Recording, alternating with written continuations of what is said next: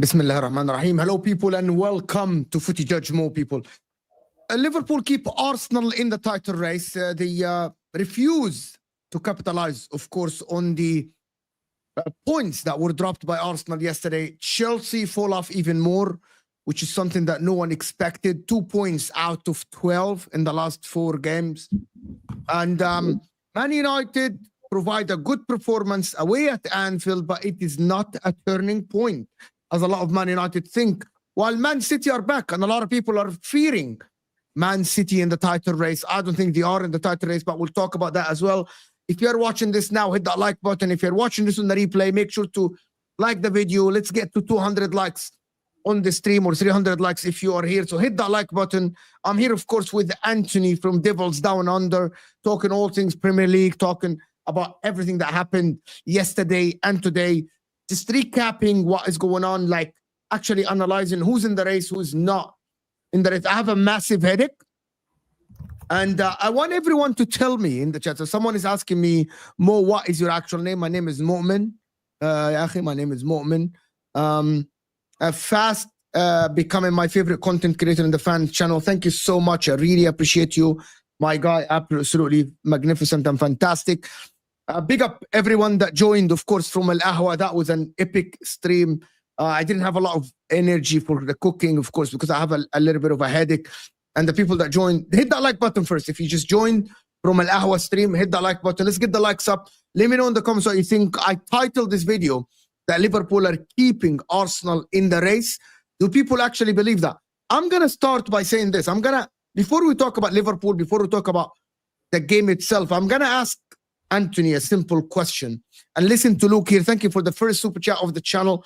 Appreciate the support from all the community, from Don Hossam, MHF, Mo. This is my third back-to-back stream. I've been sitting on the same chair for about 5 hours, or 4 hours in the current moment. So hit that like button, people. Subscribe to the channel if you're new. Anthony, did Liverpool keep Arsenal in the race?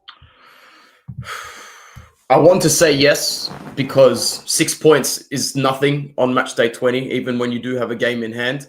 But I think today is just going to be one of those days where Liverpool get into the locker room and remind themselves that they still need to get out of second gear throughout this season. They can't just coast through some fixtures. Respectfully so, look at Manchester United's position on the ladder. Look at the way they have been playing lately. I just came back from holiday where I was able to witness 3 Premier League games, obviously not in person, but 3 games, 3 defeats, no goals. You'd be forgiven for thinking that the whole 7-0 could happen again, even worse. But to say that, we're surprised would be an understatement. But to answer your question directly, they did not let them back into the race, because the race is still the same today as I saw it last time.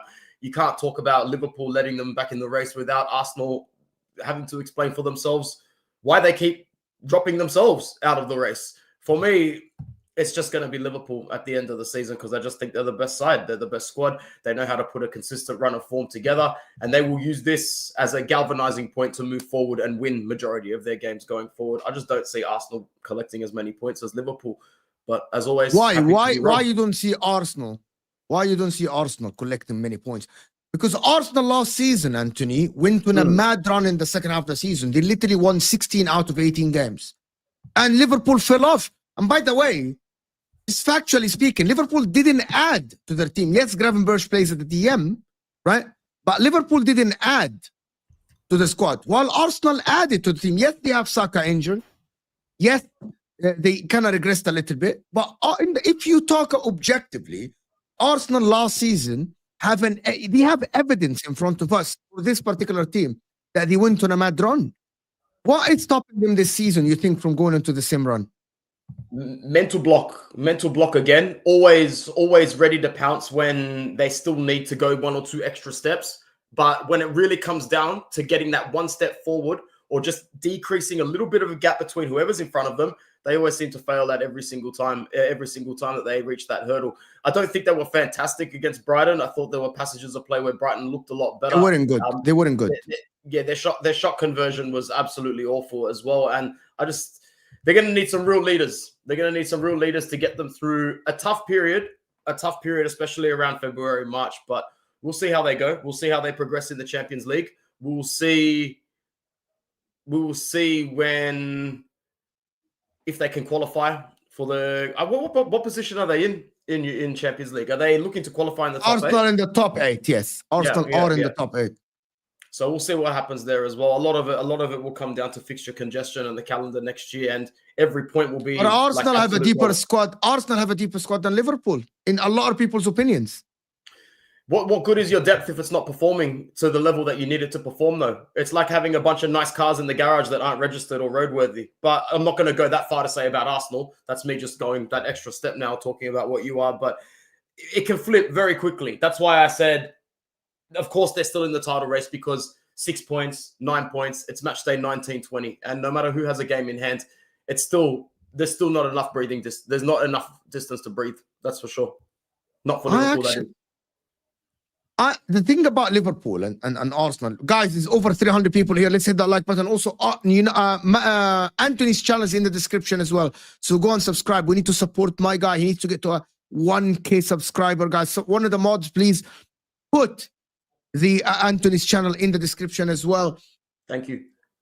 If you look at the game yesterday, before we speak about the game today, and before we talk about now the difference is Arsenal are not looking behind them. There's only one way to look, which is forward. Chelsea are not catching them. Nottingham Forest are not going to catch them. And I believe that Arsenal can recover. This result by Liverpool, I said if Liverpool win this game against Man United, it will show me that Liverpool are calm and stable. And I said that many times, and people in the chat know this. I said the Trent contract will affect them. I believe that the Salah contract will affect them. If Salah doesn't sign a contract, it will affect him somehow, some way through the season. Somehow, it will affect him. It's just logic speaking. However, if Salah signs a contract, I believe it will galvanize the team more. I believe Salah is going to have a historic season in the Premier League, not only for Liverpool, but for the Premier League itself. If you look at this Liverpool team, Van Dijk looked like a player that does not care about the contract. He's playing for the team, a leader, and everything that you need from a center back. If you look at Salah, and I said that on MHF, look at Salah's celebration today. He stayed a minute extra with the fans. He's something on his mind. Do you believe that can affect him, the contract talk? Of course, but the contract's at a ridiculous point now, man. What's he on? Week again? What's the exact figure? Like He's on 300. He's on 300, but he needs, and he's asking for a new contract, and that they're not providing him. How many years is he asking for? I'm not sure. The reports are saying he's asking for 4 years on 400K. Yeah, you can't really. No, there are very few clubs in the world that can commit financially to that sort of commitment, knowing that they have to. I'm sorry, with all due respect, they have to. They have to. Yeah, 100%. Bro, I said, even if this guy doesn't perform at the same level in the next 2 years, you can still sell him. Yeah. Well, who's gonna buy him? How many has he got? Saudi Arabia will buy him. A lot of clubs will buy Salah.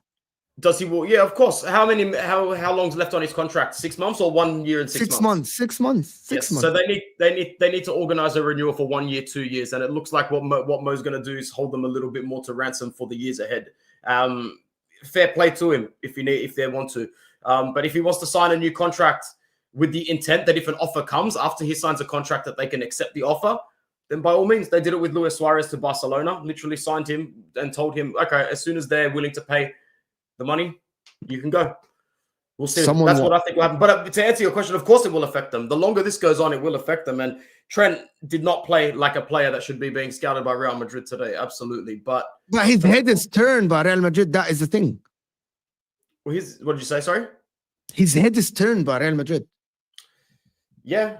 At the end of the day, he's also a midfielder that might not be good enough to make it as a midfielder. So he's been played right back for his whole career. But he's magnificent going forward. You cannot just say that. Of course he is. But it is on the manager. I'm going to say this. It is on the manager to get the best out of him.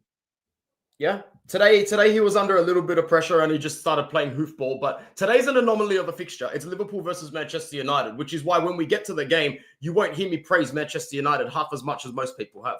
You know, just because we weren't shit. Just because we weren't completely shit and didn't get walloped 5-0 today doesn't mean that we were great. We were good. You were better than expected. No, I'm not doing that. You were better than expected. There's a lot of. It's an adrenaline rush again. City game, Arsenal game, exactly. Chelsea game. It's an adrenaline rush. But also, Listen, Amorim is a good coach. If the players can perform up to this level every game, Man United will be better. The problem is these players don't perform like this unless it's a big game, which is what happened today. You saw Bruno Fernandes calm, composed. You know, you saw Maguire performing. You saw Lisandro Martinez now rise again, which is, okay, Lisandro Martinez have been shit all season. He's been called Frodo this season. Today, he scored. He was very good against Mohamed Salah. The reality is this Man United team cannot perform consistently like this, so they cannot. You see Ruben Amorim on the sidelines so frustrated all the time with the players' decision-making, with the players' execution of his plans, because he gets Dalot one-on-one. Dalot today had the courage to go and dribble Trent a couple of times, 3 times, provide crosses. They don't do that consistently, and that is the problem. Yeah, Mazraoui and Dalot, they're not the most forward progressive in terms of dribbling and taking on a man, but they were confident today. They were looking to make it count today, and I was very, very happy with the way that they played today. More so, I just think that this side, it needs a proper bounce. It needs a bounce in the right direction. You need to string together 3 or 4 games, and you know, we didn't have midweek games this time around, and you could tell that there were more training sessions than not this week. So, but that's a temporary thing. You need to get used to it. You can't ignore European fixtures coming around at the end of this month, February, whenever it is. You can't ignore domestic cup competitions as well. It's all going to come around full circle. What's going on, man? Good to see you again. Good to see you all. Guys, ZDT is an Arsenal fan. He's saying Arsenal have the same points at this stage as last season. Listen, if you say that, that means ZDT, you believe that Arsenal look exactly like last season. I'm gonna let Olo talk about this. Yeah, today's not a day where we talk about last season's points. I think last season is last season. We're not playing the same way. It's not the same team. We haven't got Bukayo Saka. It's totally different scenarios. It was Man City last year. It's Liverpool this year. So, you know, last year is last year. This year is this year. I think let's talk about this game and the merits of United. Before we go on this game, do you believe this result can galvanize Arsenal's season? I'm going to wait. Every Arsenal fan said that the title race is going to be over today. Yeah, I'm going to wait till the Tottenham game. I think a game in isolation doesn't really change too much, right? I think if Arsenal capitalize against Tottenham, then I'll be a little bit more there. But right now, I think it's still the same. All it is they were 1 point behind us before. Also, they had lost 1 point in us because obviously we played yesterday, and they've gained that point back. So nothing's really changed. Listen, I'm looking at this, but going to the game today, guys, we got about 400 people here. Can we get the likes up to 200 people? We'll get more people watching if we get more than 200. What did Amorim today? What did he do today that made him look better on the pitch? That Man United looked better. Every player had a role to play today. It actually looked like a managed team with the pieces moving in the right direction, man. Very calm in terms of, you know, we sat back, but we weren't fully deep. We didn't park a bus today, in my opinion. Yeah, of course we sat more reserves, but we were also very quick to press in certain small patches of the park when Liverpool had the ball, especially when they were looking unsure of themselves. I haven't seen Liverpool hoof that many unsuccessful crosses into a box this season. Maybe statistics will say differently, but from what I was watching today, we had an answer for absolutely everything. Even Lisandro Martinez was able to get on the end of some clearances today. And, you know, he's one of the first defenders that I would have said that needs to leave. I'm still not 100% sold that he needs to stay, that he should stay. But today, the back three looked really, really good, and especially up until about the 65th, 70th minute, where De Ligt had his typical brain fart moments, both with the yellow card and with the penalty. Anyone who watches Serie A knows that, you know, he literally lost Juventus up to 12 to 14 competition points one season with the amount of defensive mistakes that he made. Because that's what happens when you transition from playing, you know, in an Ajax side where you're almost a defensive midfield sweeper, and then you have to go and park a bus under Max Allegri. He's had to rotate many different systems throughout his career. So without sidetracking too much, you know, Matthias de Ligt, I always expect him to make those sort of mistakes. And thankfully, today we still walked away with a point. Harry Maguire, for me personally, was man of the match up until he missed that. I don't care if Xerxes was offside. It's still a really bad miss. But at the same time, he's not a forward. He's not a midfielder. You have to forgive that, knowing that he had an 8.5 out of 10 performance defensively today as well. Yeah. Other than that, Len Yoro was very, very good when he came on. Always promising. He's got a lot of courage. And as someone who really dislikes Bruno Fernandes, I can't say many bad things about him today at all as well. But I will reiterate the fact that we have been scammed, like many other teams have, by the Gasparini Atalanta propaganda machine that just continues to fish out absolute duds out of that system time and time again. And Rasmus Højlund spends that much time on the ground in the Premier League, bro. Oh, it's an absolute joke at the moment, man. No one can sit there and tell me that Rasmus Højlund is a better footballer than Joshua Zexi. I've seen enough. I just know that there are different levels of confidence, and Rasmus's ego is up here, Joshua's is down here, and the gap in ego is compensating for the performances at the moment, man. I hear that. I'll say also, I mean, just to add to Move this way a little bit, Anthony. Me? Anthony. Oh, Anthony. All right. Yeah. I'll add to it as well. I think you're right about the defense, but also I say the midfield was brave today, a lot braver than they've been in the past in terms of actually keeping the ball. Because obviously we know that Liverpool's midfield, like, they just want to run at you, right? And I'm guessing not as much as people mock him, not having Szoboszlai, having those legs, sort of maybe exposed why he's important to slot system. I thought Man United were very brave in midfield. Like, they didn't let the game overrule them in that midfield, which usually, like, if you think about last year, Ten Hag's system, in terms of you could bypass that midfield so easily. It felt like they were actually more in the game. What's his name? Maynard was very brave on the ball in terms of dribbling. Yeah, very important. Very important that you don't shit yourself when you're getting Exactly. pressed by Liverpool players. Exactly. And he was so composed, bro. Very Is that down to them being good or Liverpool being kind of half-ass press? I think that it could be both things, right? It could be, like I said, I think not having the legs was like maybe was a problem for them. Again, we'll never know now. The game has happened. But as well, I think that maybe there was instructions to the team because it looked like they were actually not trying just to hoof the ball. You think of Bruno, like his first point of contact is always to get the ball as fast as possible, whereas actually he was trusting in his own skill to keep the ball and to dribble when possible. And I think that got him out from. So I think to some extent, it may be Amorim just saying the only way to sort of take this thing out of the game is for you to actually control as much of the ball as possible. And then, of course, listen, I think he was very smart in understanding that even when Højlund was the one that's bruising his way all the way, down the wings, it was always going down Trent's side. I think they obviously knew there's a weakness in Trent, and there's a reason why. Like, because I felt like Diego Dallo was just kicking the ball and running after it. It was not even like a dribbling. It was not even dribbling and step over. It was just kick the ball and run after it, knowing that Trent will not catch you. Liverpool definitely made a lot of our players look better today than they are. I will say that. So I'll keep going on this. I was just going to say very quickly, finally, I was going to say, because remember, I made a joke that Ahmed wasn't like, can Ahmed turn up in the game right before he scored? But that's how much they just bypassed Ahmed. It kind of just, now I look at it from sort of now reviewing it in my head, it kind of felt like they actually targeted our right-hand side as much as possible. 100%, bro. Trent is... Keep away from Van Dijk. Okay, Konate is going to have to do two-on-one jobs in terms of that. He's going to have to cover two people and just run at Trent as much as possible. And Trent was absolutely atrocious today. And that didn't help. Like, possibly the worst right-back performance I've seen since Eboué when he came on and got subbed off. It was that bad. And yeah, Arne Slot, which is Omar here saying, thank you, Omar, for the super chat.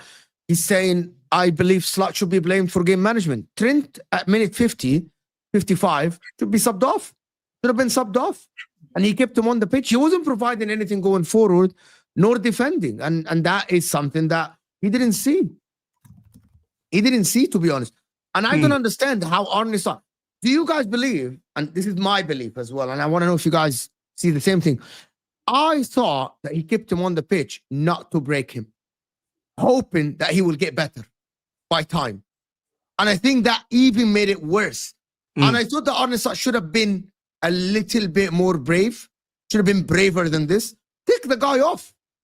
He cost you 2 points today that he could have buried this. Maybe you could have been seeing, looking at Arsenal, 8 points with the game in hand. But now Arsenal is still 6 points behind you. And that is my point. Be brave and just bury the game. Stop Trent off. Yeah, he kept him too long. He didn't, bro. Sometimes it's man management instead of game management. Yeah, especially after the pass, because the goal was criminal in terms of that he didn't even run. Like he just sort of Yeah, he was walking. He was walking.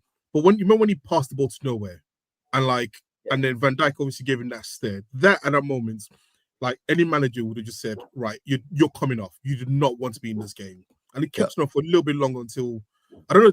I think that happened before the second United goal, right? And then he dragged him off after the second United goal. I think you're right. There was a failure in slots too, and like maybe you're right. Maybe you just thought he's quality enough that he'll get into the game. Yes, he will provide something going forward. I don't want to break the kid. I don't want to sub him off, and he kept him on the pitch. And some managers do this, and it is completely wrong. By the way, it is absolutely wrong. Omar said, "Arne, after slot impressor, he'll play for sure." He got scared. Yeah, maybe. The problem with this is that if he now doesn't play Trent in the next games, Trent will definitely leave. Because reportedly, Liverpool offered him a new contract. Now, if you don't play Trent, he'll definitely leave. And the fans they said the fans were booing him in the stadium when he was subbed out for whistling or whatever, moaning or whatever. That will affect the kid. He's not a kid. He's 26 years old. He has won trophies, but he should be stronger than this. I thought his head was not in the game. He didn't help Salah. He didn't help Salah at all. Salah was by himself on an island. Did anybody think that Salah didn't have a good game at all? To be fair, Gakpo was their only attacker that had a good game. Like Luis Diaz was pressed in that first half big time, and by men bigger than him a lot of the time as well. But still, he was absolutely pressed hard. I think in the second half, Slot thought that Trent would probably grow into the second half a little bit more, but he didn't. He should have been hooked for Bradley at least 20 minutes earlier than he was. But if this is Slot's first blip, he'll take it against Manchester United because you can almost be forgiven for anything in a high pressure game like this. It's not like you drop points against an opponent that you were expected to win. So he'll take a lot of confidence knowing that this was a free hit in terms of a learning curve. It's never a free hit in terms of a result, but a free hit for a learning curve for him. And he can now take this big time. And so how he grows as a manager that really matters most after this. Nunes was an absolute bizarre choice again. And he just, but this guy is that donkey. He just continues to show me every day that I said I would swap him with Lautaro Martinez. No. What? Did you say that? You're a dickhead, yeah, bro. I believe it, bro. I would swap Darwin Nunes for Lautaro Martinez tomorrow. Well, I am Lautaro's biggest hater. I call him Higuain V2. I dislike Lautaro bro, big time. I don't even like Higuain, and that's disrespectful to Higuain, to be honest. I dislike Lautaro. You don't understand. I'll explain why very, very quickly. Do you remember when Higuain cost Messi the World Cup, right? When he was and then the Copa America, and then Lautaro tried to do the same thing the last World Cup, where he was just chance. So I was like, this is like Messi's first with having Higuain, and then the second version of Higuain. Obviously, they won the World Cup, so. Bro, Higuain was great, bro. Higuain was a very good striker. What are you talking about, bro? Until he got to a final. Bro. He lost his feet. Bro, Lautaro against Atalanta the other day. Hey, Lautaro's got the winner in the Copa America final. That's all that he'll care about. That's all he cares about. Guys, it's 400 people here. Can we get to 200 likes, guys? Hit that like button underneath the live chat, guys. Come on. Support the channel. If you're new here, subscribe for the channel as well. I want to go back to your question, though, because you said you asked the question, did Mo have a bad game today? Or was he? Or, I thought he was average, but I thought he was made to be average by not having the support that he needed from. No, I'm not having this excuse. And again, listen, you know what I said if you have, okay, listen. You put Mohamed Salah on that standard, I expect that standard. I know. For his standards, he was rubbish. For his standards, he was rubbish. Come on, Mike, if you want to be here, I can send you the link. Literally, I can send you the link. Come on. I agree with you. Remember, I said yesterday about Palmer. I hold Palmer to the standard that people put him on. And it's the same thing for Mo. Like, don't get me wrong, I'm not giving an excuse, right? I just feel though that he was left out to dry by an awful Trent today and the lack of a right-sided runner because Curtis Jones was anonymous, right? I actually didn't realize when they subbed him off because he just did nothing in the game. So it felt like Salah was out of the game, then got into the game, and then got out of the game. You know what I mean? It was like there was a spell where he was actually taking on players and actually doing something. But then after that, he's sort of just. Why is Anthony up there? Because you have the access to StreamYard, you fraud. It's your StreamYard and I'm using it. Yeah, you guys don't know. This is the guy that got me to do YouTube. I was never going to be a YouTuber. This is the guy that got me to do YouTube. Anyway, Mike, you say I'm waffling. Yeah, What am I waffling about? I'm not going to let you sit here and slander Mo. Like this Habibi, he was rubbish today. No. I'm gonna lay it all out for you right now. Mohamed Salah was double teamed, right? Even while being double teamed and Manchester United sitting at a back seven, he creates a one-on-one for Alexis McAllister, who has a very poor finish and prevents us from going up 1-0 within 15 minutes of the beginning of the game. I believe he was also a part of the setup for Cody Gakpo's one-on-one. So he's being double teamed. United are playing in a fantastic low block. He's being nullified. There's a difference between being terrible and the opposing defense doing an excellent job. He also had no help, right? Sobo's not in there. Curtis Jones can't deal with the physicality of Kobe Mainoo and Manuel Ugarte. And Trent didn't even play today. Trent didn't even show up. He didn't exist. We literally played with 10 men. So Mohamed Salah, you're basically saying, I need you to beat 7 guys. I think that is unfair based on the fact that he created a one-on-one opportunity for another person. And the fact that, honestly, if Connor Bradley doesn't shoot that and he squares it to Mo, we probably win 3-2. There was the one instance in when Bradley drove it into the box. Mohamed Salah's right there in front of the net. Positives from this game? Well, okay, ready? Overall stance. Liverpool, we did enough. The issue is that our right back, I mean, because don't sit there and tell me that you need to score more. I'm listening. I'm listening. I'm just ready? listening. I'm sitting back and listening. Don't sit there and tell me that you need to score more than 2 goals to beat this United side. And I don't think any United fan will tell you that I needed to score. Needed that. No, but hold on, wait, because we didn't in reality. When you look at this game, first 20 minutes, we created the better chances, right? All of a sudden, they start piercing down that right-hand side. Trent Alexander-Arnold holds the high line 8 yards off. Dalot gets in behind, gives it to Højlund. Højlund has a one-on-one. From that moment on, it was attack Trent the rest of the game. From that Højlund miss on the one-on-one, they went after Trent. If Trent doesn't play that game, 80% of those chances don't happen because every single attack came down that side. The only one that didn't was Joshua Zirkzee, and Zirkzee was offside. So even if Maguire scored, it wouldn't have mattered, right? So 80% of your chances come down a through ball from one side from a player who is atrocious at defending, not to mention gave United the ball back for the first goal. He kicks it directly to Bruno Fernandes. Then he sits on his heels and he lets Dalot just run right around him, who feeds it into Lisandro Martinez. And Trent's just standing there with his hands in his pockets like he's Ange Postecoglou. They go up 1-0. Right? If he's not in that game, we do enough to win it. That's just the way I see it. I understand that. I somewhat agree with it. The only thing I will push back on that is that he was in the game. Slot did choose to pick him. And well, I was just. I know what you mean, but I know what you're doing. Yeah, but I'm saying that he was in the game. Slot chose to pick him, and then United obviously realized he didn't choose though, because he's the only available one. Bradley just coming off injury, and Joe Gomez is out. I hear that, but when I say choose, I'm just choice of words. I got you. I got you. And in the end, I think United obviously saw the weakness, and whether it was pre-planned or as the game was going on, they still saw the weakness of Trent, and they capitalized on it. And that's all United can do, right? So yeah, I do agree with you. I kind of agree with you, but disagree with you. I disagree with you that in just saying that if Trent was in there, you'd have won, because ultimately he was there and he was going to be the weak link. And it's for United, it's for your opponent to figure out. Yeah, for sure. I'm not taking anything away from United. They were fantastic. They were amazing. They defended well. They pressed the shit out of us. Kobe Mainoo and Ugarte bullied Curtis Jones. They were awesome, right? Like, they showed up today. Bruno Fernandes, his first touch actually was there. Like, he wasn't just hoofing and poofing and pouting. He was playing football. So, like, Harry Maguire also immense. Lenny Yoro, that tackle on Darwin Núñez, unreal. But if you take Trent out of that back four and you put in anyone on the planet who can play right back, whose name is not Trent Alexander-Arnold, they get 80% less opportunities because he doesn't concede that space. The guy was walking. His own off what we credit Trent for, the reason why Liverpool fans defend him to the highest possible measure, his offensive capability, is the reason why we lost the game. His clearances hit Bruno Fernandes, right? Not to mention, there was one moment when the game was 1-1 where we had a counterattack.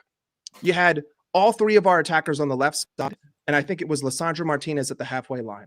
Trent just puts his head down and kicks it directly to fucking Lisandro Martinez, and we don't get a counter. And then you get the ball back, and you get to come right back at us. And guess where you're going? I'm going after one-legged Konate because the dude barely moved because he's the only center back I have. And Trent's not defending. So I'm just going to have a freebie, 3-on-1 all day. Habibu. Alas, it's over. I'm gonna take this. And then people are going to turn around and they're going to blame Robbo for that goal. They're going to blame Virgil van Dijk for that goal. They're going to blame Konate for that goal. That was all Trent. Literally all him. I mean, maybe I'm being a dickhead, but I've been saying this for 8 weeks that he has consistently been putting in 4 out of 10s that get outshined by one masterful pass. Arsenal is a great example. 4 out of 10, one pass. Everyone forgets it. Today was just... Can I ask a question? Yeah. Do you think the contract situation sort of heightens the view of how Liverpool fans feel about him? Because I think, in a way, I think this game, when I see the reaction, I think there's an emotional sort of feeling of how bad he was, which he was horrible. Like I said, I don't know if you heard me. I said this is the worst right back performance I've seen since. Oh, actually, I'm gonna make an Inter player. You remember when Maicon played at Tottenham and got absolutely ruined by Gareth Bale? This was the worst performance from a right back since then, because I think Eboué was earlier than that, right? So I'm going to use that. But do you think that there's the reaction now to Trent is also emotionally charged by the Real Madrid links, the lack of contract, the 6 months, and so on and so forth? And maybe, like you said, you said like for the past 4 months he's sort of been like this, and actually this is what he is right now, as opposed to this is a one-off game, and maybe. Yeah, no. I think that people are overreacting because they've had the blinders on. I think that Trent has had 2 good games this season. It was Newcastle. He came on as a sub. He was the best player on the pitch. Not even a question. And Kelleher is the reason why we drew that game. And he was immense against Manchester City. Against Arsenal, he had 1 good pass. Against Fulham, he's the reason why we conceded 2 goals. And the list goes on and on and on and on and on. If you've had your blinders on and you only look at the 1 or 2 moments that he creates in a game, fine, fair. Like maybe this was your wake up moment. But if you've been watching Trent throughout this whole season, he consistently puts in a 4 out of 10. And it's in these same ways. The only difference is other teams didn't punish us. Like the goal that Amad Diallo scored against us today is the exact same goal that Southampton scored against us however many weeks ago. The exact same goal. The exact same run down the exact same side with the exact same cross-face pass. I've seen that same pass against us half a dozen times in the last 6 weeks. Not to mention, when Trent was out and it was Connor Bradley and Ibrahima Konate, how many goals did we concede in that 5-game stretch that everyone said that we were going to get pummeled in against Leverkusen, City, Chelsea? Like, we were not conceding. We weren't even conceding chances, let alone goals. But now it's just a pepper field. We're just getting absolutely destroyed. I think it opens up people's minds, and it's an emotional argument. And maybe you could say that has to do with it. But because I've seen this consistent performance time and time again, and I don't play favorites because let me bring Trent. Anthony in. Anthony, we support. Sorry, we have some limited players. Sorry, Mike. Sorry to interject. No, it's okay. This is very important, right? We're talking objective here. No agendas, nothing. If you have a Trent Alexander-Arnold with that much ability going forward, Anthony, isn't it on the manager to find a way to bring the best out of that guy, and instead of playing him in a way that will absolutely show his flaws in the game? When he's asked to defend 1-on-1, when he's not going forward, you can't tell me that he's not going forward and he's not doing that overlapping and all of this without instructions. Maybe it's the manager saying that Salah is the guy to do the isolation. And I'm asking all the Liverpool fans in the chat as well. Isn't it on the manager to use the best right back in the world offensively to his ability instead of showing his flaws? We have similar Dumfries. We only play him in a way that will hide all his flaws so he looks good. DiMarco. Guys, the people that think DiMarco is that amazing player, right? DiMarco, and the people that don't watch Serie A, because I watch Inter and Arsenal watch Inter, DiMarco is so suspect defensively that he's never asked to defend. at Inter. He is the first guy to go forward and the last guy to come back. Why? He's not good. We know he's not good. DeMarco gets covered by two players always. Why? Because he's an amazing player going forward and he's not good in the back line. That's the manager, Inzaghi's thing. He puts players to cover the guy. Isn't this Plot's thing, Anthony, should do? So DeMarco holds his position well, is very tactically aware of the space he needs to be in. So defensively, he ticks the first two boxes of positioning, right? But when it actually comes down to being a defender and being able to take on a player, no, he will get beaten 7.5 times out of 10. And that's before he plays a team like Juventus or Napoli or Atalanta in the country. So yes, I agree with Mo there. But this is why I hate the sentence when you're talking about defenders, the best defender in the world from an attacking perspective. Like, it's a big paradox on its own. So unless you can actually find someone throughout the point in time that debunks both of them, the only person on the right I ever saw do both from a world-class 10 out of 10 level was Cafu. Besides that, like, nobody else did I see. Like, Roberto Carlos wasn't a Maicon good defender. had it for the triple season. Maicon was.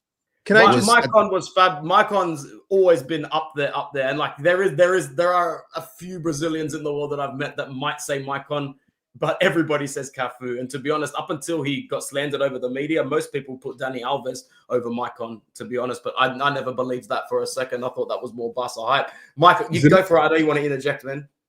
But so the issue that I have with that perspective and that lens on this is that we have tried to do that this season. If you look at Trent's numbers, his long ball percentage is dog shit. I think he was 3 for 11 today, and 2 of those ended up leading to a goal conceded, right? So 3 for 11, and 2 of them led to a goal for Manchester United. So really it was like 1 for 11. He was, I think, 0 for 6 on crosses. He got taken off of corners. McAllister started taking them. We've seen it throughout games this season. Again, look at any game. For every 10 passes, 1 of them finds their mark. It's a strong possibility that one finds their mark leads to a goal, i.e. Man City, i.e. Arsenal, i.e. Newcastle, but that's 1 in 10. That's not sustainable. I can't continue to do that week over week. So his offensive prowess, even looking at a game like Nottingham Forest, when we brought on Bradley and then we put him in the midfield, he was shit in the midfield. We gave him more time, more possession, more forward thinking. He was still garbage. I genuinely think he has taken a step back offensively. I don't think that this is the same Trent of 2 years ago. I don't think that there's anything that we can do right now to make him better, because he is making these mistakes by himself. And there's no way that Arne Slot walks up to Trent Alexander-Arnold and says, hey, buddy, every time you get the ball, I want you to hit an 80-yard ping to Luis Diaz. Don't worry about who it hits. Don't worry about where it goes. Head down, launch. There's no way. I won't. And he keeps playing him. Let me do a big up my guy, Soccer Junkie, for the super chat. Big up everyone. Get some rest, Mo. Thank you. I've been having headache all day. I hope Arsenal give Arteta a lifetime contract. United need to sign a proper striker and a left wing back. Also, Sir Rashford and Casemiro. A left wing back is a must for Man United, 100%. A striker, you already bought 2. I don't think Rasmus Højlund is as bad as Anthony thinks. I think he's a good player that you can get something out of him.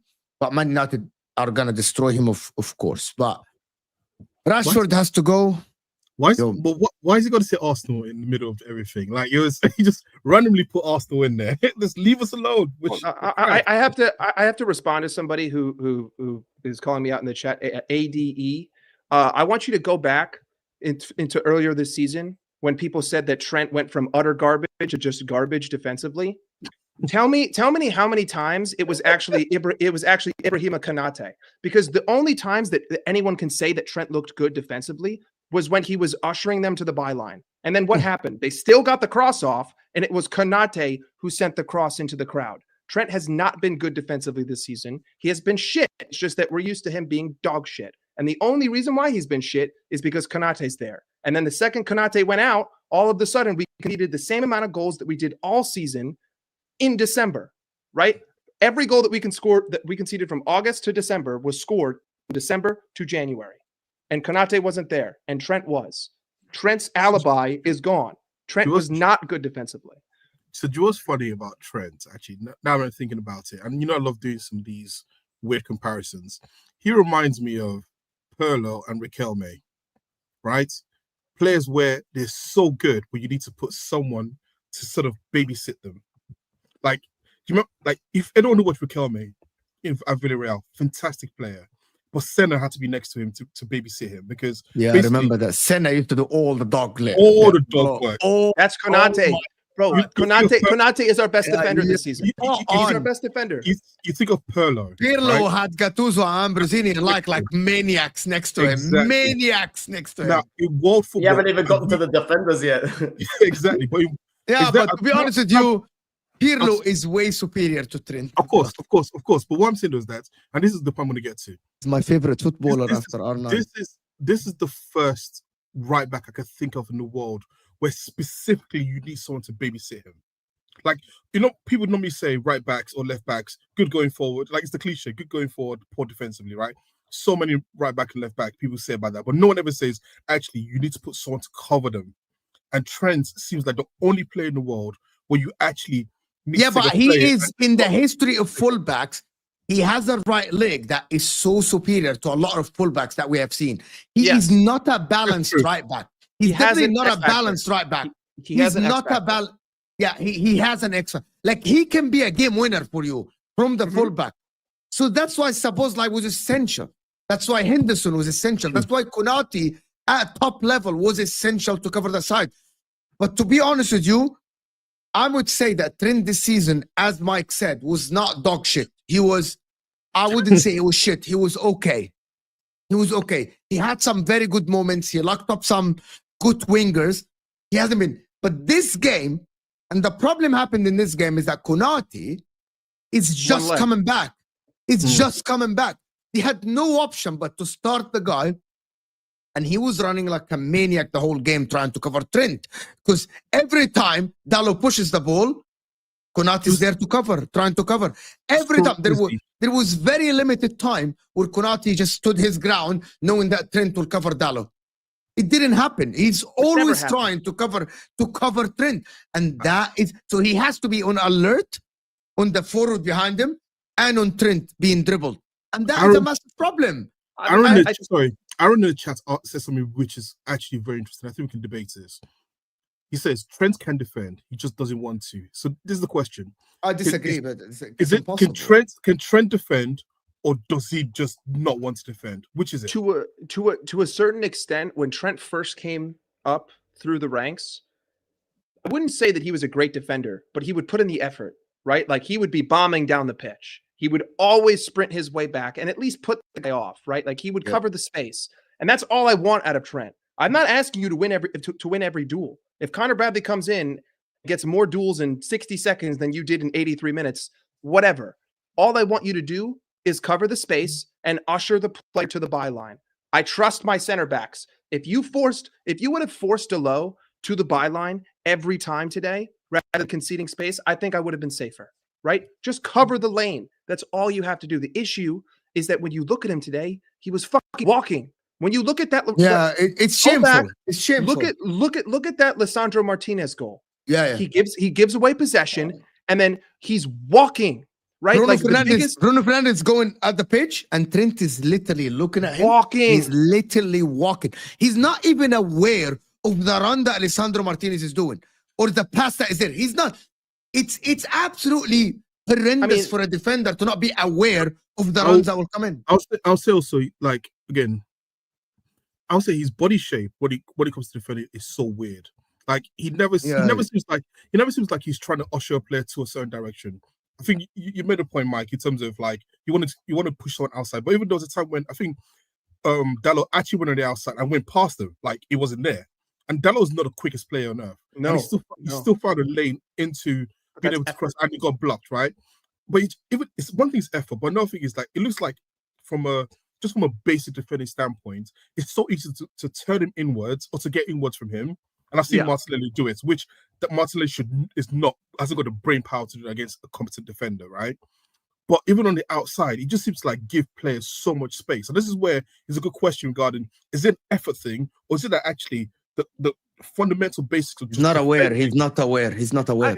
I think it's a combination. And like, you know, just to give Trent a little bit of credit here, when we went up 2-1, Arne Slot the first thing that he should have done was take Trent off the pitch. Yeah. Like Trent It should was have been early on run. immediately. In fact, I probably would have brought on Endo at halftime. I don't want to play Connor Bradley 45 minutes because I know that Konate has to play because we can't trust Kwanzaa and Joe Gomez is out. And to be honest with you, if Joe Gomez were healthy and on that bench today, I guarantee you he would have came in at halftime. But because he's hurt and because Bradley's coming off of an injury, Endo should have been on. Endo should Yeah, have been but in why didn't he for make a Trent sub to immediately. cover Trent? Why didn't he make a sub to cover Trent? Because I don't think that cover Trent was the thing today. Because Trent was offering nothing going forward. In fact, his going forward is what cost us the goal. Him trying to clear the ball is what ultimately led to Lisandro Martinez scoring. So him going forward was so ineffective that we conceded a goal. He should have been pulled off the pitch at halftime, but we didn't have the power. So the second we went up 2-1, Endo, because I know for a fact that Endo would have just stared at Konate and said, I'm holding this line. And if I see anybody, I'm taking out a fucking knee. I don't care. I will take a yellow. I'm destroying you. I will put in a crunching tackle. You're not getting by me. And we would have thrown that game out. Let me do this one super chat that came in. JW is saying you can't be this poor defensively and be in a back four. Broski, they won the league with him and they won the Champions League with him in a back four. It was all about the system and covering him, JW. That is what it is. Yeah. I want to say Virgil van Dijk was going to fuck Trent up. I was scared, to be honest. I said on MHF that the first one, he encouraged Trent. He did a captain thing. He encouraged Trent. He told him to get the energy up. Second one, he looked at him and told him to position himself right. And the third time, he looked at him as like he wants to kill him. And that is the thing. It's the captain's thing. And listen, but the game is not only on Trent. Arne Slot had some corner. And also, Luis Diaz up top. Yes, it worked in some games. Bro, he offered nothing again today. And Darwin Núñez. Oh, let's not. Come on. Let Darwin. We all know what Darwin is. We're not going to sit here and think that he was going to, come in there and create rainbows and sunshine. Bro, that guy trips on himself, bro. He just trips on himself. Hey, but listen, Euro. I'm sorry, but I got to give credit to Lenny Euro because he makes a brilliant. Even tackle. before that, he would I'm get the just ball saying. and trip on himself. I'm just saying, Lenny Euro made an amazing tackle on a great run from Darwin. But Darwin is the forward line is not the issue here because we conceded 2 goals against the team that hadn't scored at our ground for 5 years. 2 goals against the team that has been dogged in the worst form in their history of existence. Like we should not have needed more than 2 goals to score this game. And You McAllister and Gakpo. Yeah, McAllister, hold on. McAllister, Gakpo, Virgil, and Jota all missed goal scoring opportunities. 3 of those 1v1s, and Jota in 10 minutes had 3 shots in the box. Yet, I said on my video, the analysis of the game, I walked out of this game. I turned on the TV thinking that Man United are the team that deserves the win. That's fine. And you can blame Trent. That's on Trent, not on Liverpool. I think that you could have been mentally more prepared for this game, man. I do think that you let our current form and our positioning get the better of you slightly because I saw a less aggressive press, Yes. not more so from the start of the build-up play, just certain moments where we had the ball. You were giving us a little bit more. You were definitely giving us more respect in the middle of the ground than Newcastle, Wolves, and Bournemouth did in the last few weeks. But that being said, Manchester United need to look at themselves and ask why rise to this occasion? We're probably going to drop points to Southampton next week, for fuck's sake. So until we see a consistent pattern of form, like I said before you got in here, this result will probably galvanize you. It's a free hit for Slot in terms of a learning curve because any result in this match could be forgivable, barring, the sort of score. Well, everyone else dropped points too. So let's also not forget that. Chelsea drew and Arsenal drew. So in reality, nothing changed. This game essentially didn't exist. Everything in context, especially, with Christmas and New Year bump. This is probably the first official fixture back from a real tricky time, real sticky time as well. The only thing that I'll say is that I think that United benefited immensely from Soboslai's suspension.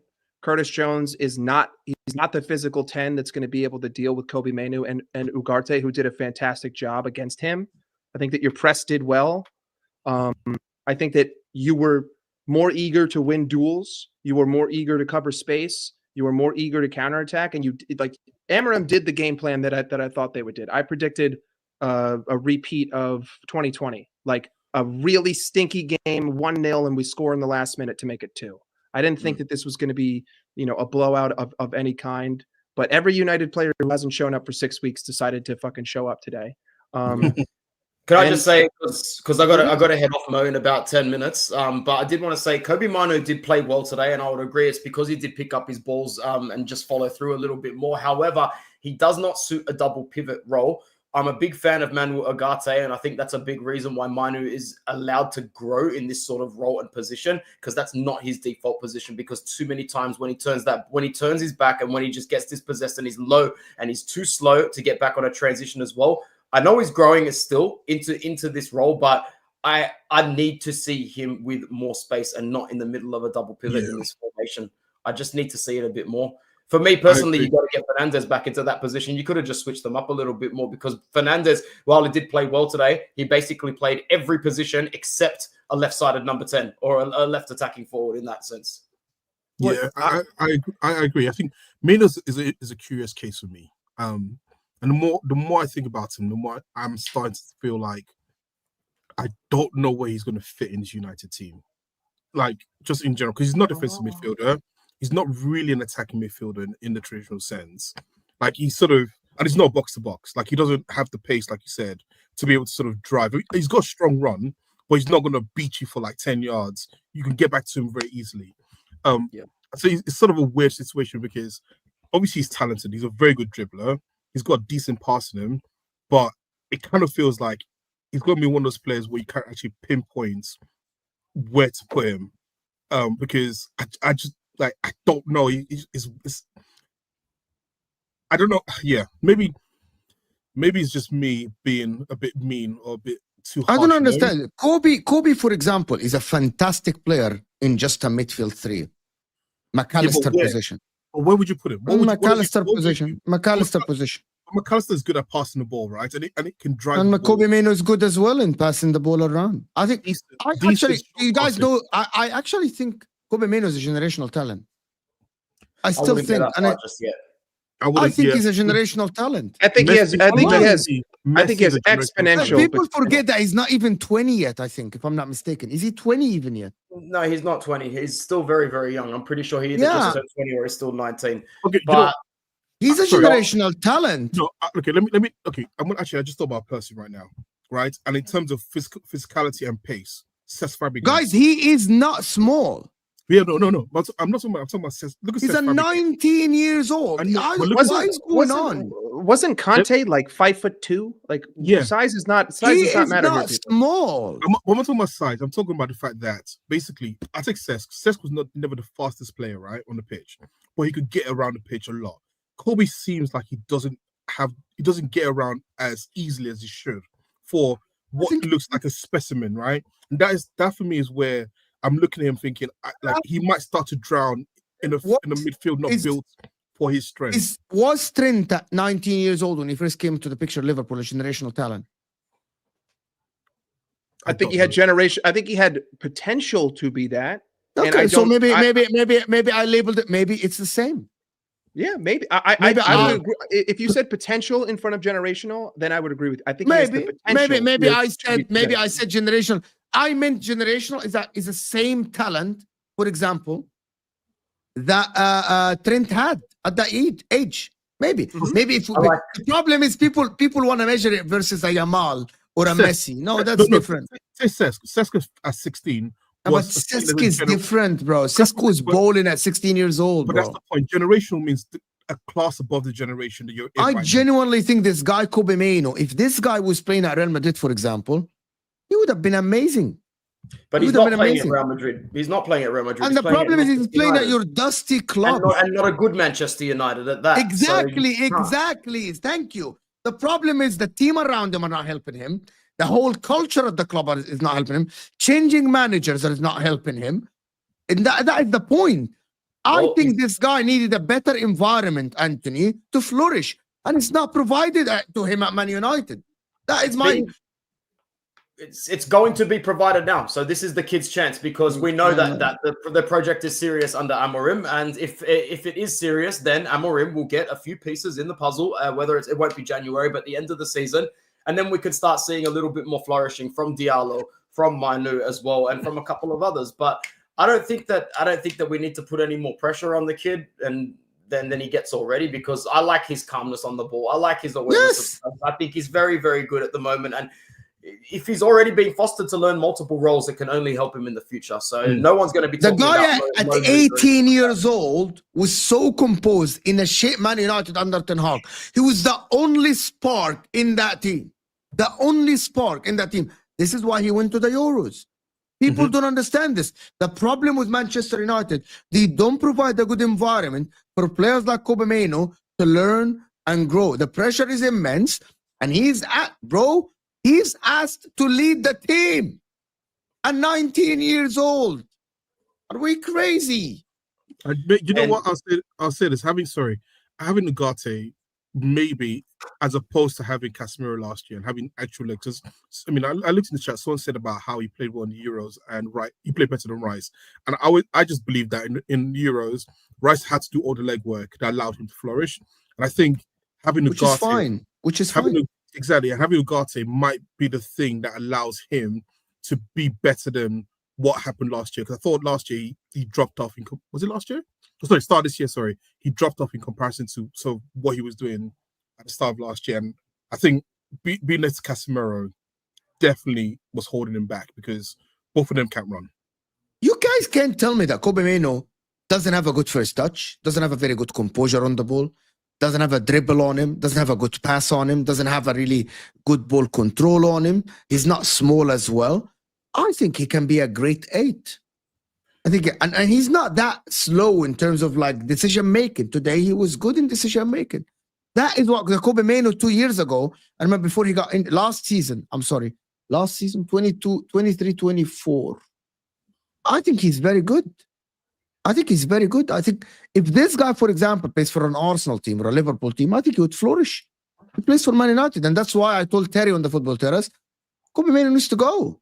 He shouldn't tie his future to Man United. He's like, no, he's our academy player. I'm like, if you like the kid, you should let the kid go. He's not going to go anywhere, bro. And with the amount of minutes, that is a problem. He won't be loaned out either. Can I add something else about Ugarte, who was very, very good today? This is a guy that started playing for Manchester United, I think, less than 20 hours after he signed for the club or got off the plane. It was one of those factors of a manager and that show of faith, similar to what Mourinho did with Wesley Sneijder back in the day. Remember that, Mo, when he came off the flight and played in the Milan derby about 12 hours after he'd been in the city? He scored a brilliant free kick. Yeah, exactly. Manuel Ugarte wasn't great in his first 2 games for United, but I knew that this is going to be a guy that solidifies his position instantaneously, because Amorim did this with him at Sporting Lisbon. I think it was when he wasn't getting enough minutes or he wasn't expected to start. I think it was Paulinho was injured or something like that. And Ugarte went and played big games against Porto, against Benfica. And straight away, that was when the Amorim love affair with him started, And then as the Sporting business model suggests, when Paris come calling, you sell even the players that you don't want to. And here we are again today with a player that is not only hand selected by this manager for this club, but has been selecting him throughout the years before his peak, and he's just about to enter his peak. So Manchester United fans need to be happy about this, and this is coming from someone who, Casemiro, was one of my favorite players in the world before he came to this club.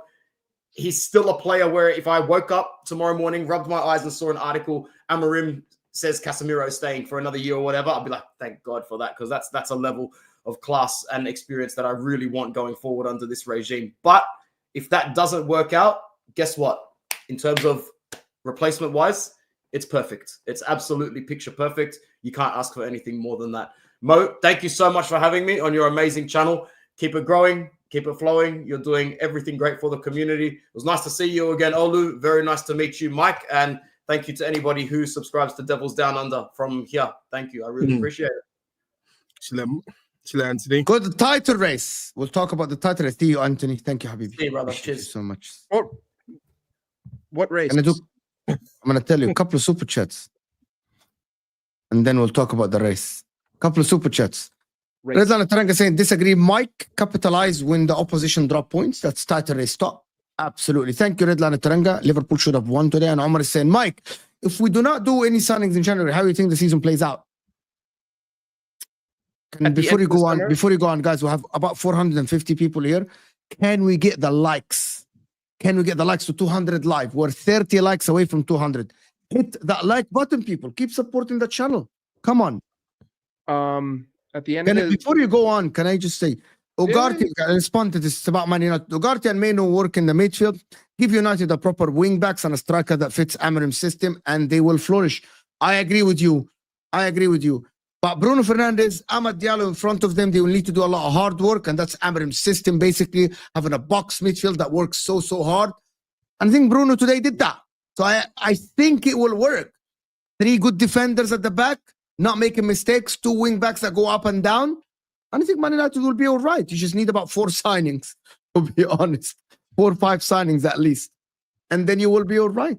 Yeah. Guys, keep smashing the likes. 20 likes away from the 100. But go back if we don't do the signings. Thank you, Sucker Junkie, for super chat. Appreciate you. First and foremost, I don't think that that's going to happen. I don't think that we're going to do nothing in January. Second, at the end of the summer, everyone said that our window was terrible. And my stance was this is either going to be gross negligence and moronic, or this is going to be an absolute genius move. So far, it's turned out to be pretty genius because as bad as other teams have been, I believe Arsenal are on the same amount of points that they are now than they were last season with the same amount of games played. So you can't use poor form. Difference. 1 point difference. Yeah, exactly. So you can't use crazy point form with them.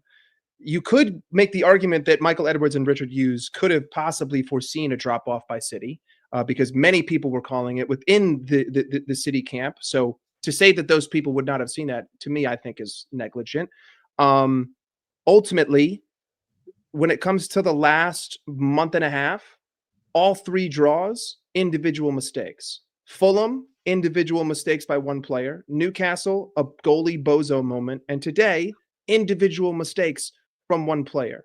I think that we can sustain the form that we were in prior. Obviously barring injuries, but I don't make my prediction based on injuries because those happen and it is what it is. Your scope will change. But I think that we will buy players this January. Most likely a defender. I would like a striker. If we could move on Darwin Núñez and bring someone else in and get another defender, i.e. a left-sided fullback who can play center back, I think we'll be fine. I'm not worried. We're 6 games up. We're 6 points ahead with the game in hand. We didn't capitalize today, but it is what it is because everyone else also failed to capitalize. Mm-hmm. So, we can sit here and live in luxury land and say that, $1 billion is nice, but I would really like 2 billion. Ultimately, you're still a billionaire, right? I still have a 6-point lead with a game in hand. Yes, it could have been 11, but at that point, I'm picking at my fingers here. I'm really being picky. I'm really trying to be as luxurious as I could possibly be. It's like Elon complaining about how expensive eggs are. You're worth $200 billion. I don't think you're worrying about the fucking price of eggs. So for right now, it is what it is. We move. The only thing I'll say, which now I'm thinking about it in comparison to Klopp's football, is the sustainability on the legs of the players, i.e. has there been a lot of hard running in the start of the season that has an effect towards the end of the season, obviously, because players are human beings and wear and tear happens during the season. That's the only part where,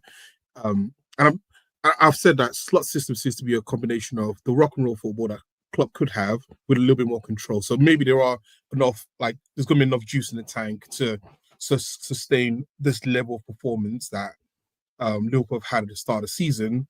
But this is where you bring in those legs to actually help to support what's already been there. So that'll be, in my mind, it would be negligent if I was a Liverpool fan if there's at least not 1 or 2 more attackers brought in to at least over midfield, just to give a little bit more variety in terms of being able to change players and keep the team fresh. And also as well, create competition so that people are not complacent. But at the same time, like you said, I mean, Liverpool are in a good position right now. They've got a healthy enough lead right now. And the reality is that Arsenal don't look good, right? And Man City are still on the way sort of back to recovery. And Chelsea are Chelsea. And no one really thinks Nottingham Forest are going to do a Leicester. So there would be a level of comfortability as a Liverpool fan if you don't bring someone in. But do you guys... Yeah, I wanna ask a question to the people because I wanted to actually, guys, ask you. Do you guys Chelsea are in risk to lose top 4 if City go on a run? Is anybody here think that Chelsea can lose in top 4 race to Newcastle and City at all? No. Why? Because I think they're better than Forest, and I think Forest will eventually start to regress to a mean, right?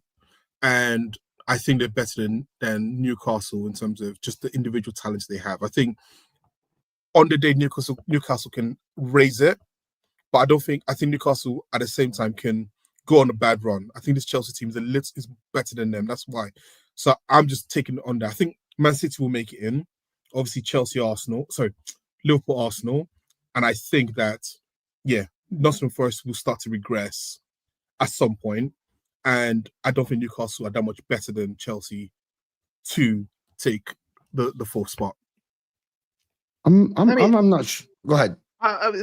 Listen, City are only 2 points off of fourth. Chelsea. Points off Chelsea, bro. Yeah. So ultimately here, I don't see a planet in which City are not in the top four. So I think the guarantees are Liverpool, Arsenal, and City. I think of the weakest of those three would be Arsenal right now. Just based on everything, not form. Hold on, say that again. I think that the three strongest there are Liverpool, Arsenal, and City. Of those three, I think that the weakest right now is Arsenal. Losing Saka is massive, right? And ultimately, City have had this terrible run of form. But let's be honest, who here thought that Manchester City was going to lose 20 straight games? Eventually, they were going to figure it out. Whether it's against shit teams or not, it is what it is. If they continue to lose against Chelsea's, the Arsenals, whatever, they can pick up the points against the other side. I don't think they're going to win the league, but I also don't think they're going to drop out of top four. And I don't think that Nottingham Forest are going to keep this up for the entire season. I don't think that they're going to go toe-to-toe, point for point with Chelsea and City. I don't believe in the consistency of Newcastle. I know that Chelsea have had a bad run of games, but a lot of that has to do with just individual mistakes, a little bit of, Maresca's tactical inability at certain moments. But I think for them, it's just a skid. For me, the top four is Liverpool, Arsenal, Chelsea, and City. And then everyone comes next. But also you have to remember that there's a 97% chance that we get 5 Champions League spots. So in this instance, it's really a top 5. It's not even a top 4. And with that coming into the case, then I think that all of them are guaranteed to make it into the Champions League. Because at the absolute minimum, one of them will fall to 5th. And maybe Newcastle's that team that takes it. Maybe Nottingham Forest just shock the world. Maybe they beat us again. Who knows? But I would love it. I actually honest question, can City actually go on a 15 to 18 win run? Nope. No. They're going to end up losing to teams like Chelsea, Arsenal, Liverpool. They won't lose to Chelsea because they're going to play at the Etihad, but no. And Omar, I don't think so. But Redline Taranga saying Newcastle's form could be a concern for Chelsea. Let's not forget Maresca almost bottled promotion. Not saying same will happen at Chelsea, but no guarantees. Let me just say something. Chelsea have something that Newcastle have something that Chelsea don't have. The experience of being in that race before and not bottling the race. That happened 2 seasons ago with kind of similar players. The only one that is new is Tonali. Isak is there. Maybe Anthony Gordon was not there, if I'm not mistaken, right? But Anthony Gordon has been playing very well. Bruno Guimaraes was there. Joao Linton was there. You get my point. Schär was there. Botman was there. I actually believe that Newcastle, if they get to the top 3 or top 4, I think they can consider, unless they get a major injury, someone like Anthony Gordon or Alexander Isak. Otherwise, I believe that Newcastle can stay in the top 4 if they go there. Because, by the way, Newcastle are a team that they have difference makers. Anthony Gordon is difference makers.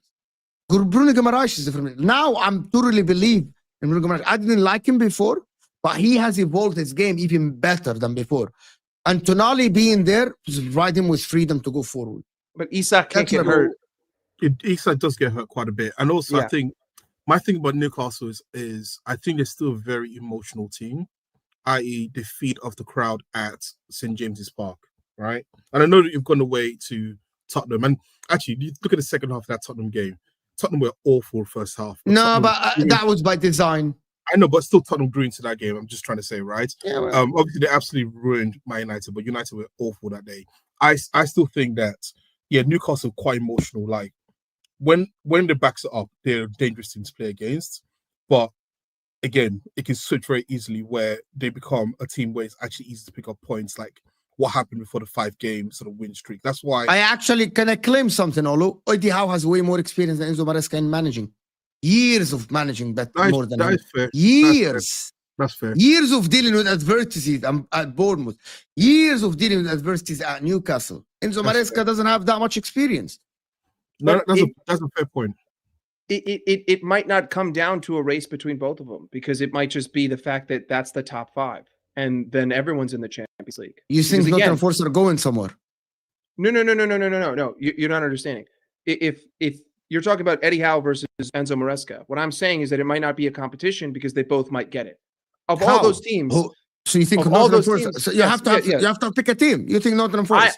I don't think that Nottingham Forest are finishing in this top 5. The top 5. think- Okay. Just based on what I've seen, I don't see them consistently doing this and finishing on 79 points, 75 points. I don't. Maybe they will if they want to shock the world. By all means, do it. But it's going to be a top 5. There's a 97% chance. So based on that, yeah, I don't see them getting in there. You're assuming, though. Yeah, You're 100%. This is blatant. So why are you assumption. saying that Forest will go away? Why? Based Because- on what? Because I believe that the quality of Chelsea and the quality of Newcastle is greater than Nottingham Forest. I think that they have played well. They've played very defensive. But ultimately, when you look at the table right now, out of all of these teams, Nottingham Forest have by far the least amount of goals scored. They have 13 less goals than Arsenal and Chelsea. They have 8 less goals than Newcastle. They have 10 less goals than Manchester City. The only difference is that they've conceded 19. What's to say that they're going to continue this immense defensive record? It's not goal scoring that's putting them in third place right now. It's defending. And can you defend like this for 38 games? And Based on the fact that you haven't done it, I don't think so. It proved me wrong. I will happily sit here. You got me. And also you saw coming to Arsenal how and they got beat 3-0, right? So they can be got at, right? They're not an impossible defense to get at, right? So you just need and again sometimes momentum sort of drives you, right? And I look, for example, the first season when we challenged for the league again, right? That was a lot of that was momentum. It wasn't.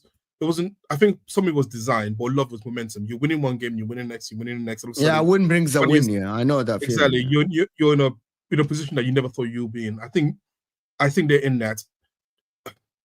Unless they do quasi less than they just keep going on this run, it's going to be a difficult time, and I don't trust them enough to sort of. But you do trust Chelsea though, with Nicholas Jackson, with Madueke, with these guys, Palmer. with Neto. Palmer. Palmer. If you've got X factor, like I look at the team there. They don't have an X factor player, right? Maybe they've got the Odois and what's the name? Yeah, Elanga, Elanga, right? they have Gibbs White and all these guys. But I don't think they've got an X factor player in the same way that You don't. they have with Chelsea have with Palmer. We had with Saka, right? Liverpool have it with Salah. You look like at that we had. Yeah, of course. I've got to be truthful, right? Because I'm not putting Odegaard in that right now. Not the way he's playing. And you look at Man City. Man City have it with KDB when he's not being old. And even though I call him, no better than Andy Carroll if he doesn't score, even Haaland is an X factor of a player. And Foden, when finding form, can be an X factor. So, that's the only thing I'll say about this team. And of course, Newcastle do have it with likes of Isaac and to some extent Bruno G as well. Listen, I don't know. I just have a fear for Chelsea, to be honest. A little bit of fear. There's no guarantees that top 5. There's no guarantees that top 5.